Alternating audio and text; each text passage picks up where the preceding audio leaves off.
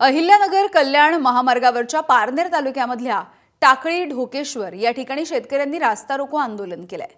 कांद्याचे दर तसंच शेतकऱ्यांच्या विविध प्रलंबित मागण्या यासाठी शेतकरी कांद्याचे ट्रॅक्टर घेऊन रस्त्यावरती उतरले। कांद्यावरची निर्यात बंदी उठवावी, शेतकऱ्यांना अनुदान दिलं जावं, शेती पिकांच्या खर्चाचा योग्य मोबदला मिळावा या प्रमुख मागण्यांसाठी हे आंदोलन करण्यात आलेलं आहे। प्रशासनाने वेळेत उपाययोजना न केल्यास आंदोलन अधिक तीव्र करण्याचा इशारा देखील देण्यात आलाय।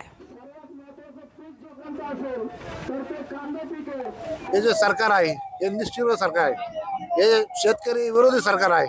या सरकारला शेतकऱ्याच्या बाबतीत काही घेणं देणं नाही। शेतकरी जगला काय मेला काय या सरकारला काही घेणं देणं नाही। हे सरकार या शेतकऱ्याच्या विरोधात सरकार आहे आणि म्हणून या कांद्याला बाजार भाव मिळावा म्हणून आम्ही आज रस्त्यावर उतरलेलो आहे।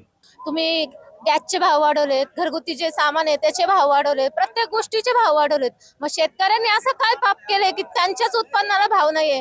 आज कांद्याचं जो दलाली मधली दलाली त्या लोकांनी पैसे हडप करतात आणि शेतकऱ्यांना पैसे नाही देत आहेत। शेतकऱ्यांवर हा अन्याय उडत, त्यानंतर त्यांनी निर्यात बंदी उठवली पाहिजे। शेतकऱ्यांना हमी भाव मिळाला पाहिजे। आज मार्केटमध्ये कांदा 4 ते 8 रुपये किलोने जातोय। शेतकऱ्यांना कमीत कमी 20 रुपये भावाने तरी कांदा दिला पाहिजे। एबीपी माझा, उघडा डोळे बघा नीट।